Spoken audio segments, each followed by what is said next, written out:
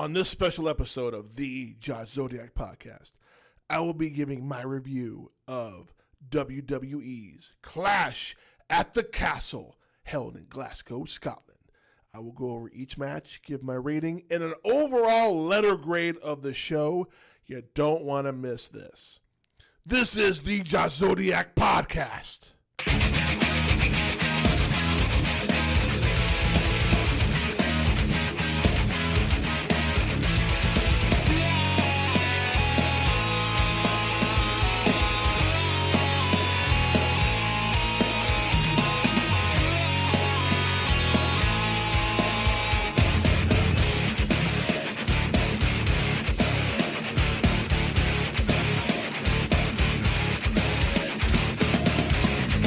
Hello, everyone, and welcome to a special edition of the Josh Zodiac podcast, the greatest podcast you've never heard of, a podcast about wrestling, pop culture, movies, and whatever the fuck we want to talk about. This is the podcast that fully supports CM Punk and his decision to clash at the Castle. We will get into that here in just a bit. But first, before I get into that, this will drop after the fact, but I want to say to all the fathers out there, Happy Father's Day, not to the moms. You had your day. Today is our day. But again, we'll be talking about WWE's Clash at the Castle, held in Glasgow, Scotland, not too far from my home grounds of Ireland. Our first match of the night was the I Quit match between the champion Cody Rhodes and AJ Styles. And I think it was brave of Triple H and WWE to put this match first. Now, granted, I don't really watch SmackDown. I hate to admit that. I don't. But from the vignettes and the video package that I watched, it didn't feel like there was enough build-up for this match. Granted, they had a match at Backlash in, I believe it was France. And by the way, since I'm talking about that, these past couple of PLEs that have been overseas in France and now in Scotland, these foreign crowds are fucking nutty. I mean, that the energy that was in the crowd, the entire show was very, very parallel to the crowd in France. It was incredible. But I digress. I Quit match between Cody Rhodes and AJ Styles. The crowd is singing Cody's song, and if you don't know the words by now, I don't think you're a true wrestling fan. I mean, everybody should know the words to that by now. But it seemed like at the beginning of the match, it was all AJ. And if you're going to put the champion over, especially somebody as accomplished as AJ Styles, you're going to want him to get the shit kicked out of him. And then, of course, he comes, he builds momentum and he finishes it anyway. I'm not going to go into too much detail in any of these matches just because I didn't take notes. I watched it twice, once on a viewing reaction video. I'll get into that later on. But in the second time, I just wanted to enjoy it. I didn't want to take notes. And I already watched it once. I kind of remember where the spots were and everything. We did see some chairs. When AJ Styles pulled out the velvet bag, my first reaction was, oh no, the tax. And usually that's what happens. You see the tax and say, oh no, someone's about, we've seen it with Mick Foley. We've seen it with Randy Orton. We've seen it, I think, with Edge, as a matter of fact, as well. But when he pulled out those long ass handcuffs, I'm like, oh shit, it's about to get real. And knowing the way both Cody Rhodes, especially the road he had to take to get to where he's at now versus AJ Styles, I didn't see either one of these guys saying I quit super easy. But with AJ handcuffing Cody with his hands behind his back and just beats the living shit out of him. And then they show it earlier in the match that Mrs. Rhodes, Mama Rhodes, is ringside and she's exchanging words with AJ Styles on more than one occasion. But the second time, when Cody's handcuffed in the ring, and I think he's trying to figure out how to get out of said handcuffs, Mama Rhodes fucking slaps the taste out of his mouth, not once, not twice, but 3 fucking times. I mean, that's impressive. And then AJ, being the heel that he is, and I got a lot of respect for that, fucking AJ grabs a chair like he's gonna take a swing at Mama Rhodes, and then Cody kind of breaks that up. He finds the key, he unlashes it. There was a really bad spot. It looked like it was bad when Cody threw a chair at AJ when he was going for that phenomenal forearm. He hits the top rope, bounces off, and he goes through the table that Cody had set up like 10 minutes prior. And then Cody just unleashes this heel-like fury of hate onto AJ Styles to the point where he handcuffs him to the corner. I mean, revenge is a dish best served cold, right? But he handcuffs him to a corner. And then, of course, throughout the entire match, the referee's like, asking if they quit. Like, oh, hell no, I'm not quitting. Or the hell, screw you, AJ, or whatever they were saying. I want just one time. I hope we get it in the Netflix era where if there's an I Quit match or even a promo, like, fuck you, Cody. I want to hear a fucking F-bomb. I really do. That's part of the reason why I love doing all content commentaries. I can say whatever the fuck I want to a point. But I want to hear an F-bomb on, like, somebody say, fuck you, or you're a fucking piece of shit, or something along those lines. But again, I digress. Cody just beats the living shit out of AJ in the corner. And then he goes out of the ring and he grabs the steel steps, throws him in the ring, picks him up over his head like he's about to fucking destroy AJ. And AJ, real quick, I quit. Like, he couldn't get the words out of his mouth fast enough. Bell rings, it's over. That part. And I don't foresee AJ getting any kind of title shot at the end again after this, just because of what we saw. But we're not done, because as Cody goes towards the back and he's celebrating, we see the new head of the table of the Bloodline, Solo Sikoa, comes out, and his little cronies come out and start beating the shit out of the champion. And then you hear Randy Orton's music hit. Both Randy Orton and Kevin Owens come out, and they beat the living shit out of him. For once, the Bloodline is not outnumbering the opponents.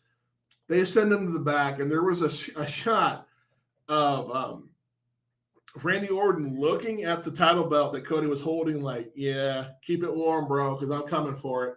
And I don't – that would be – for me, that'd be a great storyline, because there was one point in time when Randy was the champion and Cody was the protege, so to speak, like a long time ago. So it would – if anybody could take Cody out and take the title, I think Randy's the one that can do it. That being said, when I was doing the viewing party on the Grim Sessions, which is run by my buddy Jeremy on his, I guess it's his podcast. I've never thought to ask if it's an actual podcast or not, but he does a show every other week or something like that. I was on one not too long ago, but we did our picks, which I had picked Cody to win this match, by the way.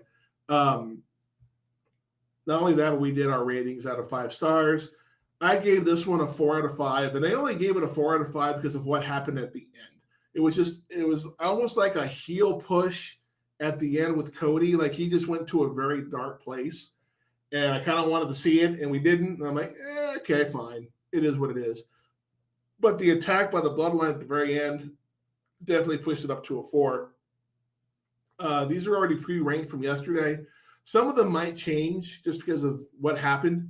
But again, I give this a 4 out of 5. This is it wasn't the best I Quit match I've seen, but it sure as hell wasn't the worst. I've seen way worse than this. And they brought up the fact that AJ Styles, prior to this match in other promotions, as Michael Cole put it, was 4-0 in I Quit. So he was undefeated going in, and he lost. And this was Cody's first, and he got the W.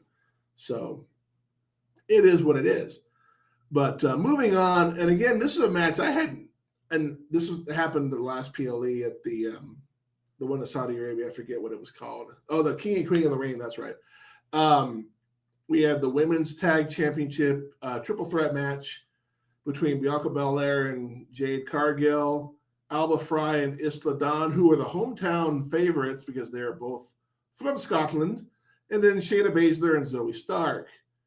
Again, I'm not invested in Bianca Belair and Jade. Bianca, I think she's been in the spotlight a little too long. I know I'm hypocritical saying that because I'm a big Becky Lynch fan, but she's not in the company right now. She's taking some much needed time off to spend with her family. Well deserved, well earned. But I think Bianca kind of just isn't what I think she's riding on the coattails of Jade, who is supposedly this big powerhouse that came from TNT. And from what I saw in this match, I think she needs to go back to the Performance Center. But I'll get into that later.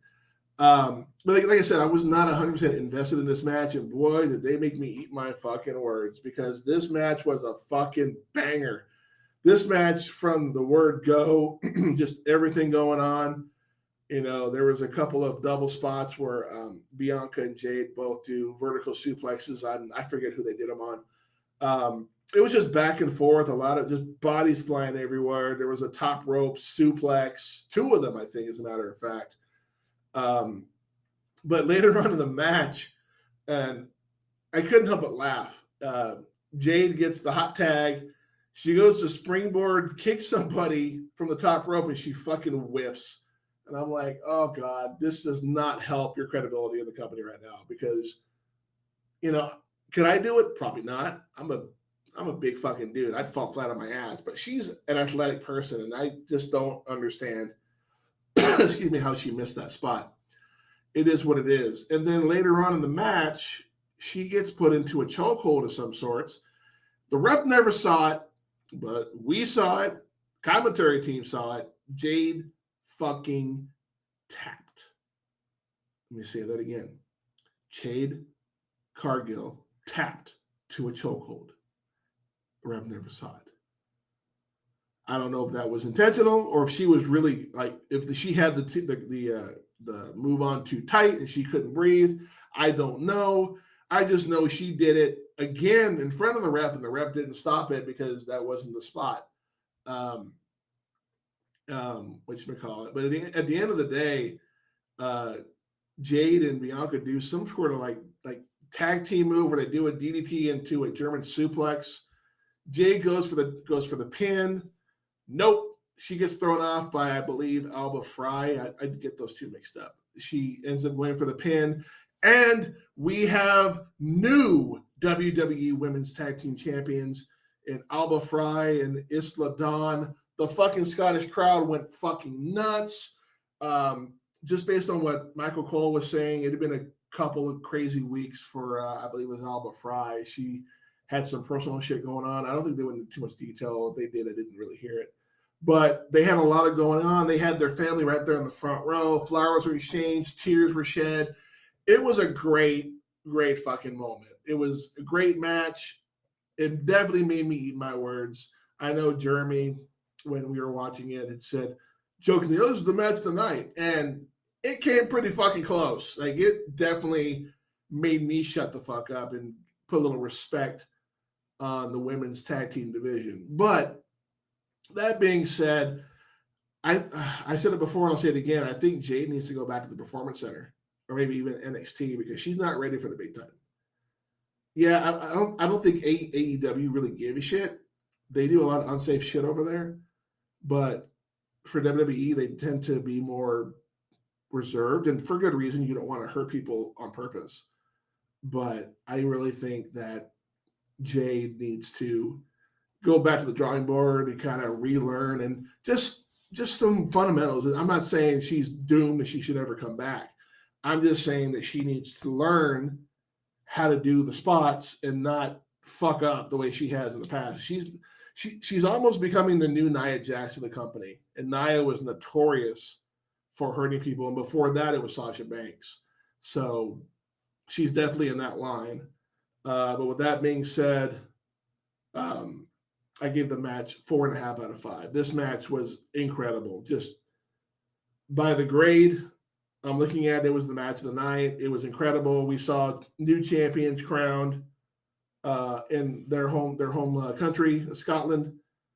Crowd went fucking nuts. It was beautiful. Then we move on to the Intercontinental Championship match between the champion Sami Zayn and Chad Gable, and it was announced right before the show that Chad Gable, like hours prior, had signed a brand new contract with WWE because he was still not under. He was still waiting to re-sign with the company, and they finally did. Smart move on their part because Chad Gable right now is probably the number 2 heel in the company, and the number 1 being Dominic Mysterio. I mean, you can't take anything away from what Dominic is doing. He's doing some great shit as a heel, but Chad Gable has a stable. Like, he's in charge of the stable, and that's the difference between him and Dom, is that Chad Gable is in charge of a stable, and he's kind of an evil tyrant, like ruling with an iron fist. And the natives are getting restless, especially with Mr. Otis. Otis, I think, is at his wit's end. But this match was back and forth. Speaking of Otis, with Chad Gable, Otis, and Maxine Dupree, looking all kinds of sexy, came out ringside. Maxine was wearing a ankle cast. She had fallen off the top or off the apron, I want to say a week or 2 ago, and messed up her ankle. So I'm sure it's kayfabe, but I'm sure it's not real. They wouldn't want to put somebody in harm's way, I hope. But they did come into play later on when, during the course of the match, Chad Gable tells Maxine to get the belt to hit Sammy with it while he distracts the ref. Maxine couldn't do it. He's like, I can't do this. This is not right. So Chad, he knocks out Sammy for a little bit. He comes out of the ring and starts fucking just berating Maxine. I can't believe this. Every fucking week it's the same shit. Just belittling her. And then all of a sudden, this big hunk of man, fucking Otis, stands right in between them. And I'm thinking, okay, are they going to do the turn tonight? Is he going to make the change tonight? And right as we're thinking it's about to happen, Sami Zayn decides to do some sort of springboard flip off the top rope. Otis pushes Chad Gable out of the way and takes the bullet for him, which, I get it. You want to be loyal, but, and I said this before in Jeremy's podcast, is that it kind of reminds me of being in a toxic relationship, is that which is better for you. And sometimes people think the first option versus the second one. Is it better to be in a toxic relationship where at least you know where you stand and you just get treated like shit? Or do you go off on your own and face an unknown that you're unsure you can face on your own? And that, to me, is some great storytelling, is that they're pretty much telling the story like, look, we know that they know that they're in a toxic relationship. They just don't want to leave. And that's just the nature of the beast. I've known plenty of people that have had that happen to them. So I get it. Again, it's great fucking storytelling. So, but after all that goes down, Chad Gable ends up clipping Maxine Dupree's ankle, and she's on the ground. Oh my God, I hurt my ankle. Oh my God, oh my God. Otis and Chad are next to each other, and they face each other almost at the same time. And it just looks like Otis is about to make that turn. He raises his hand to hit him, and then you hear Maxine, Otis, no, don't do it. True damsel in distress. She's holding her ankle. She's begging Otis not to do anything stupid. Otis looks at Chad. He walks away, and he picks up Maxine. And I got to say, Otis gets all the good chicks. He got to carry Mandy Rose, back to the back, and now he got to carry Maxine Dupree to the back. Lucky bastard. If he could hold on to that Money in the Bank contract, we'd be having a different discussion right now, but I digress. Chad goes back in the ring, gets a haluva kick for his trouble, gets the pin, 1, 2, 3, it's over. Sammy's walking away from the ring, and they have a close-up of Chad Gable, and you can see his nostrils are flaring up, his eyes are red, he's shaking because he's so pissed off, because everything he's trying to build in the Alpha Academy is slowly starting to crumble. And Tajawa was not there too. I don't know if that was by design or maybe there's a problem with his visa. I didn't hear anything about that. I don't know. So I gave this one a 3 out of 5. A 3 out of 5 out of 5. Again, it was a decent match. I was more invested in the drama outside of the ring with Otis, Maxine, and Chad. But again, a great title defense by Sammy. He just continues to impress and able to defy the odds and win the matches. So definitely was impressed by that. Next, we go on to the women's championship between Bayley, Bayley, and the hometown hero again, Piper Niven. They were talking about Piper a little bit, how growing up, she kept her love of wrestling a secret because she thought people would think she was weird, which I don't get that. You know, I don't understand how people act like that. If you love something, I get it. Different country, different set of rules. But, you know, if you love something, fucking flaunt it. If you want to wear your Finn Balor shirt and you're in Scotland, or if you want to wear your Drew McIntyre or your Stone Cold Steve Austin shirt, fucking wear it with pride. Fuck everybody else. It doesn't matter what anybody else thinks about what you like and don't like. But that being said, they definitely were showing a little video package of her growing up, how she was a pioneer in Scottish women's wrestling. And it shows because earlier we had Alba Fry and Isla Dawn who came after her. So I definitely can see the connections there. This was definitely a big challenge for Bayley because Piper is not a little woman. She is as my buddy Jeremy would say, she was a beefy gal. She's a big woman. Kind of cute too, but I digress. She's not Becky Lynch, so yeah. There's a lot of Piper in this match. She was just showing what she can do. She definitely showed that she deserved to be there. I definitely was impressed by her moveset and what she did. But at the end of the day, again, I won't go into too much detail about these matches. At the end of the day, Bayley used Piper's own momentum against her when she did, I don't know the name of the move, but she put it on her and Bayley was able to keep her down on the ground, get the 3. And the cool thing about when Bayley gets the win, she retains her title. She's out of the ring. She's got her belt. She looks up at Piper, and the camera got it perfect. She looks at Piper like, gives her the nod like, okay, the respect. Like, you know what? You earned my respect today. Because, you know, when you're a champion, you don't think you're going to win. You don't think you're going to lose. If you think you're going to lose every match, you don't need to be champion. But Bayley definitely has the mindset where she's like, I can beat anybody. There's nobody in this roster I cannot beat. She defied the odds. Excuse me. Sorry, it's been a long day. She defied the odds and beat a much bigger opponent. And this one I also gave a 3.5. There could have been more going on with this match, but it's a bigger opponent, so you're going to see a lot more power moves than anything high-flying. But then again, Bayley's not really known for being a high flyer, except when she does a Macho Man elbow drop off the top rope. But again, it was a great match. No complaints at all. It was a great match. The card in general was, in the past, it's like 1 or 2 good matches and a bunch of shitty ones. Ever since Triple H took over and ever since WrestleMania, that hasn't been the case. So, and finally, our main event for the World Heavyweight Championship, we have the champion Damian Priest taking on Drew McIntyre. Before Drew McIntyre came out, they had a bagpipe band come out and they played.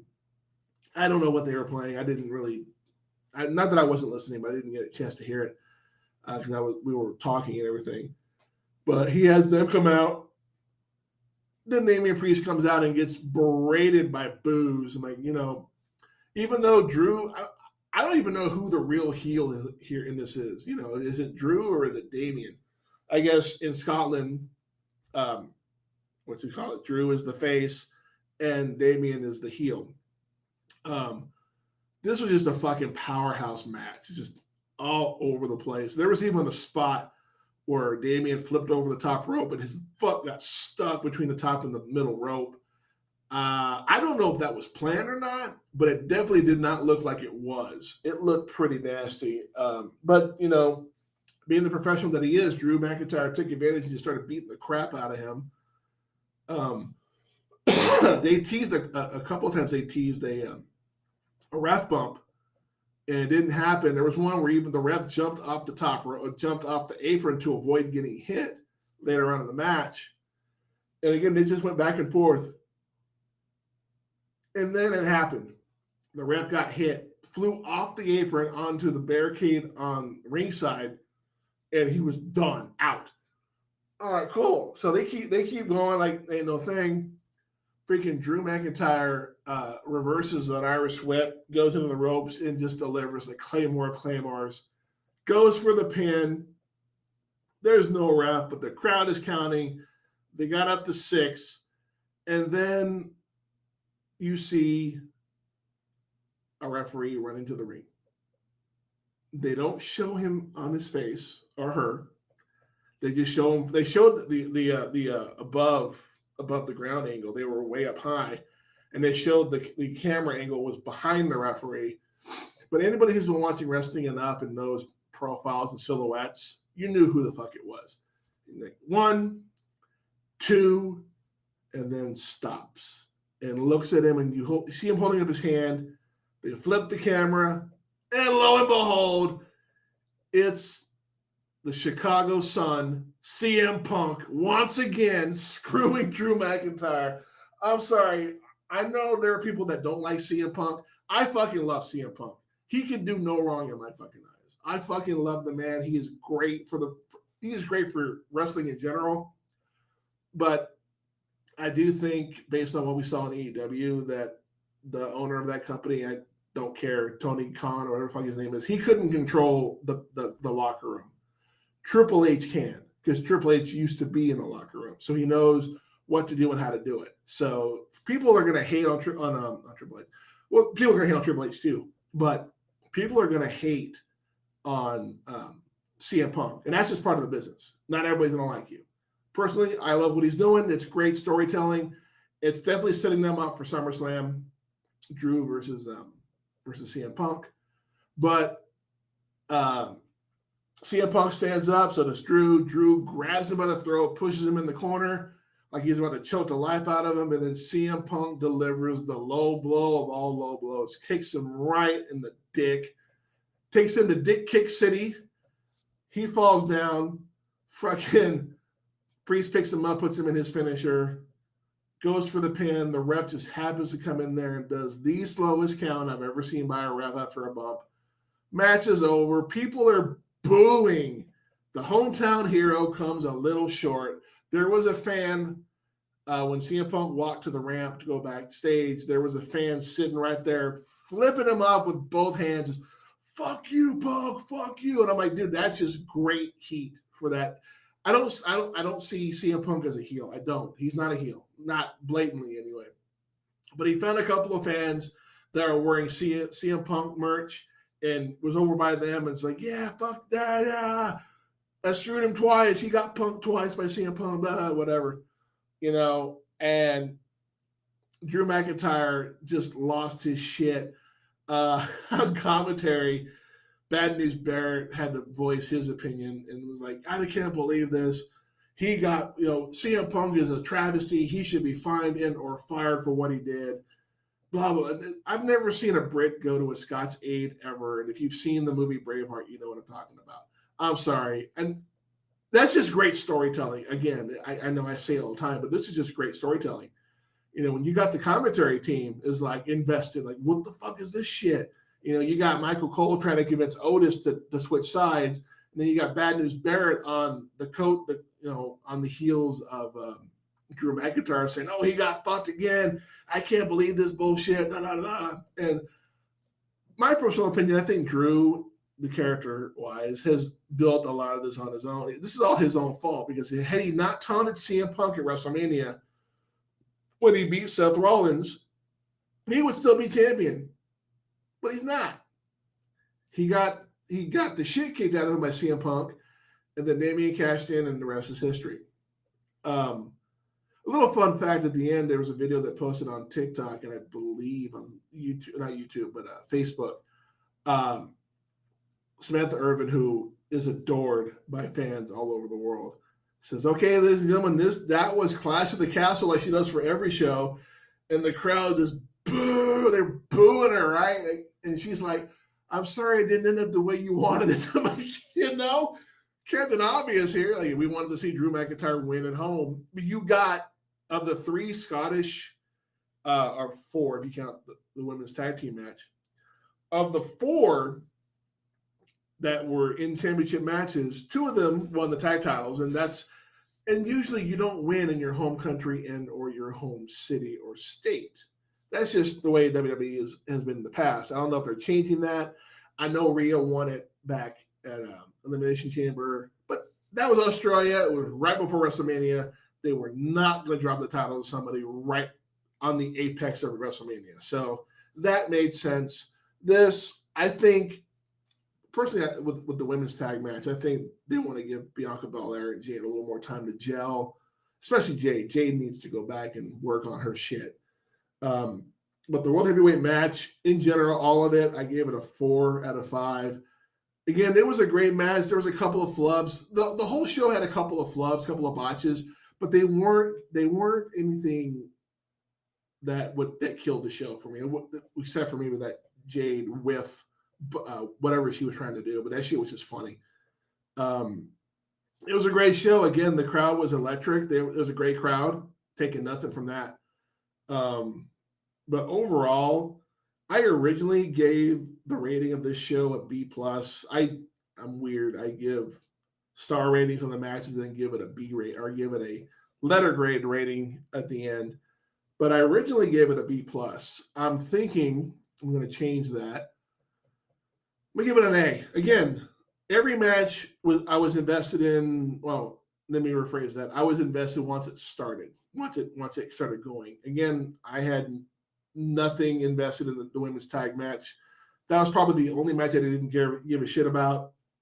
And yet it's the one that got the highest rating. So I need to just shut the fuck up and give every match its just due and put my personal grudges or whatever biases aside and just give them a chance. That being said, we haven't seen the tag team championships defended in a while either. But again, this is a small card. I get it. But again, I give the overall rating. I give it an A. It was a great card. Not a shitty one on the not a shitty match on the card. All had great storytelling, and with Money in the Bank, like 3 weeks away. It's amazing how quick these things are coming out, and Money in the Bank is a pretty big one.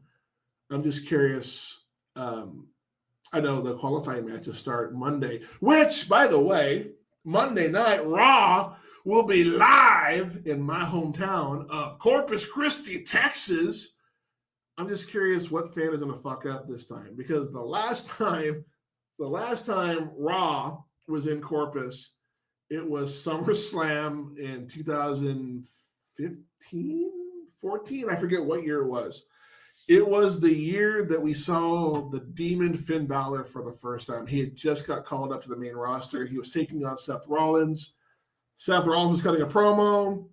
Some stupid fan jumped in the ring. And credit to Seth Rollins, he played it off and was like, "Oh, is this the best you have? Is this all you have, Demon King?" And then we got the debut of the Demon King. And that being said, we've seen a lot of debuts and some pretty sad shit happen at the American Bank Center in Corpus Christi. We've seen the debuts of The Rock. Well, this was at the Coliseum, but The Rock's very first match in WWE was actually in Corpus Christi. If you watch Young Rock, you would know that. The debut of Mickie James was in Corpus. The debut of the Demon Finn Balor happened in Corpus. But tragically, it was also the same day that Chris Benoit killed himself and his family.